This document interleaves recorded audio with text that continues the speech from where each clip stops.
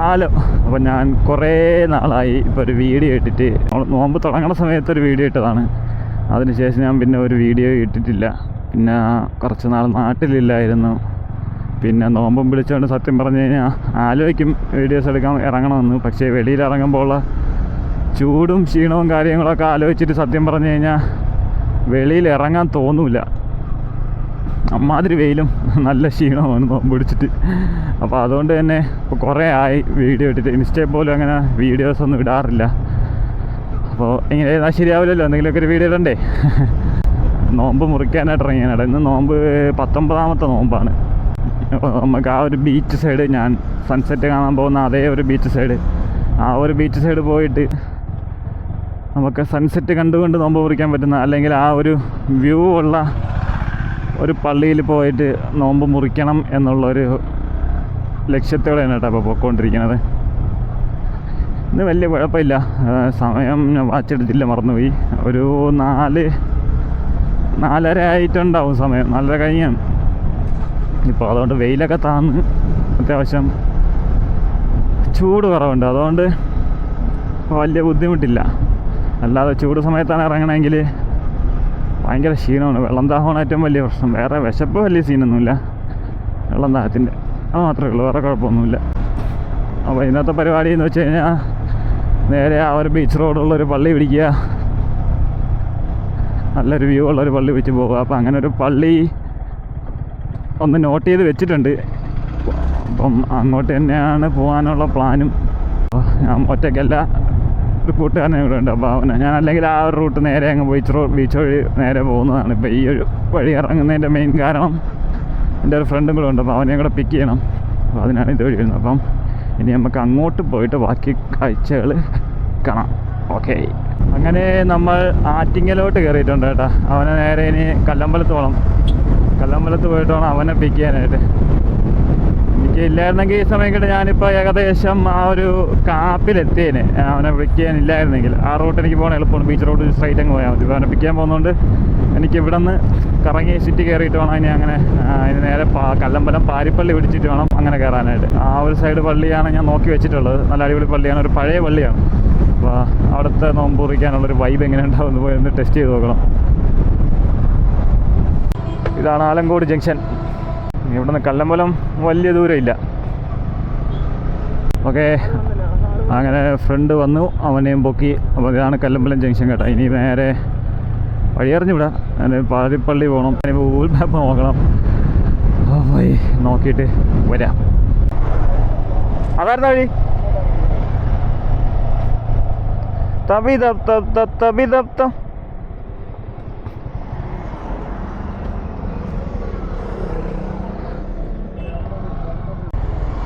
ആ ഇത് തന്നെ ഇത് തന്നെ. ഇത് തന്നെ. ഹായ്, ആടാ ഈ കാണുന്നതാണ് പള്ളി. ഇതാണ്ടാ പള്ളി. എത്തി അങ്ങനെ പള്ളി എത്തിയിട്ടുണ്ട്. വണ്ടി പാർക്കിംഗ് അവിടെയാണോ?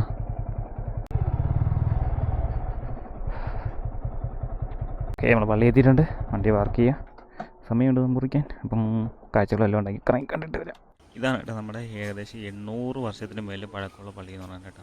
പരവൂർ പുത്തമ്പള്ളി എന്നാണ് നമ്മുടെ ഈ പള്ളിയുടെ പേര് വരുന്നത്. നമുക്ക് ആ ഒരു കെട്ടിടത്തിൻ്റെ ഘടനകൾ കാണുമ്പോൾ നമുക്ക് കറക്റ്റ് മനസ്സിലാവും എത്രത്തോളം പഴക്കം ഉണ്ടാകുന്നു. വലിയ കാര്യമായിട്ടുള്ള റിനോവേഷൻ കാര്യങ്ങളൊന്നും ചെയ്തിട്ടില്ല കേട്ടോ. ആകെ കുറച്ച് ടൈലിട്ടോ പെയിൻ്റ് അടിച്ചു എന്നുള്ള അതല്ലാതെ വേറെ ഒരു കാര്യമായ മാറ്റം അവർ ഇതിൽ മോഡിഫിക്കേഷൻ അങ്ങനെയൊക്കെ വരുത്തിയിട്ടില്ല കേട്ടോ.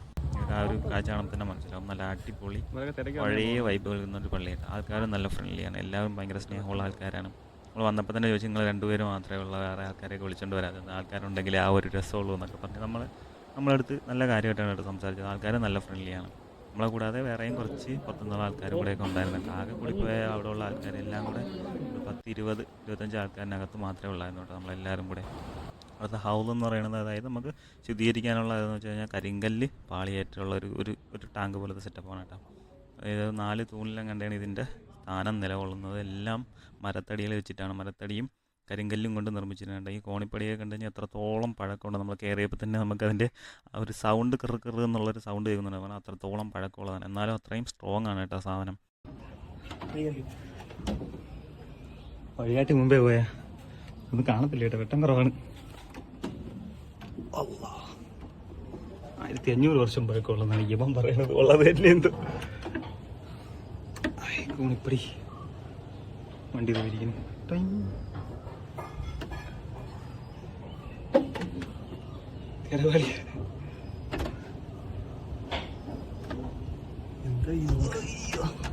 പൊളിയേട്ടാ, അടിപൊളിയേട്ടാ, ഒരു രക്ഷയില്ല. നീ ഇവിടത്തെ ആളാവേ.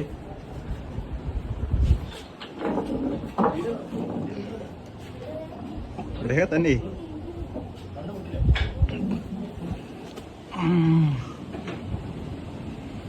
വാഴ ബീച്ച് സൺസെറ്റ് ആയി പറഞ്ഞിട്ട് അടിപൊളി. ഇവിടെ നോമ്പ് കുറിക്കാൻ പറ്റിയ അടിപൊളിയായിരിക്കും അല്ലേ? അടിപൊളി കാറ്റും കേട്ട രക്ഷയില്ല.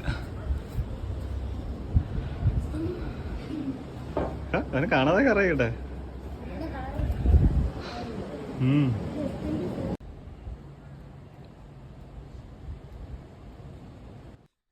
ഇതിൻ്റെ ഘടന തന്നെ നല്ല രസമുണ്ട്. നമുക്ക് അവിടെ ഇരിക്കുമ്പോൾ തന്നെ നമുക്ക് ആ പുറത്തൂടെ കിളിവാതിൽ പോലുള്ള ജനലിൽ കൂടെ നമുക്ക് കടൽ കാണാൻ പറ്റും എന്നതാണ് കേട്ടോ. അതാണ് ഇതിൻ്റെ ഏറ്റവും വലിയ ഹൈലൈറ്റ് എന്ന് പറയുന്നത്. നല്ല രസമുള്ളൊരു അടിപൊളി സ്ട്രക്ചർ കേട്ടോ. ഒരു രക്ഷയില്ല. അത് കയറുമ്പോഴേ നമുക്ക് അതിൻ്റെ ആ ഒരു വൈബ് മനസ്സിലാവുള്ളൂ. ആൾക്കാരും അത്രത്തോളം ഫ്രണ്ട്ലി ആയതുകൊണ്ട് നമുക്ക് ഭയങ്കര നല്ലൊരു എക്സ്പീരിയൻസ് ആണ് കേട്ടോ.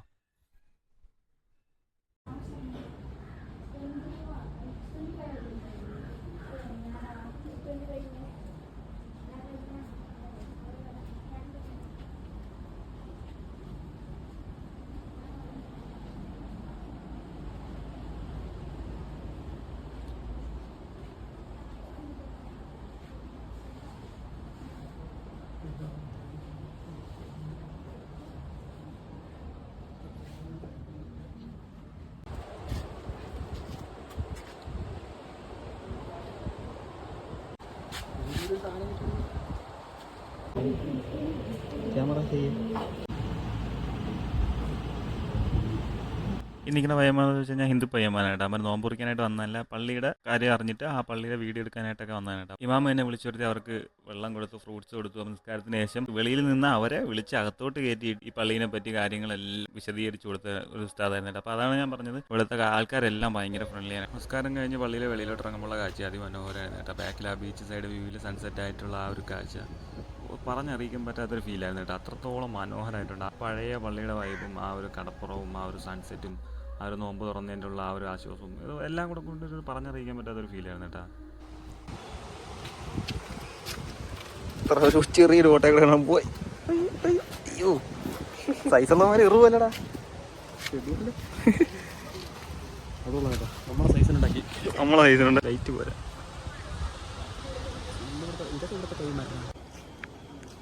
അപ്പോൾ നമ്മൾ നോമ്പൊക്കെ മുറിച്ച് ഇറങ്ങിയേട്ടാ. ഇതാണ് പള്ളി, പഴയ പള്ളിയാണ് കേട്ടോ. വാതിലൊക്കെ ഉണ്ടോ, പഴഞ്ചനാണ്. ഒരു 700-750 വർഷം പഴക്കമുള്ളൊരു പള്ളിയാണ്. അതിലെല്ലാവരും നോമ്പ് മുറിച്ച് വീട്ടിലോട്ടൊക്കെ പോയിട്ടാണ്. നമ്മൾ കടപ്പുറത്തൊക്കെ പോയിരുന്ന് കുറച്ച് കാഴ്ചകളൊക്കെ കണ്ടിട്ട് പയ്യത്തെറിക്കാൻ പോവുകയാണ്. അപ്പോൾ ഇതാണ് പള്ളി കേട്ടോ. അടിപൊളി പള്ളി കേട്ടോ. ഒരു വൈബ് പള്ളി. അതായത് പഴയ കെട്ടിടം, 750 കൊല്ലം പഴക്കമുള്ളൊരു കെട്ടിടം എന്നൊക്കെ പറയുമ്പോൾ കാണാൻ എൻ്റെ ഒരു ഭാഗ്യമില്ലേ. നല്ല രസം ഉണ്ടായിരുന്നു കേട്ടോ. അപ്പം ഇനിയും നേരെ പയ്യെ വീട്ടിലോട്ട്. അപ്പോൾ അടുത്ത് വിളിക്കണം. ടാറ്റ.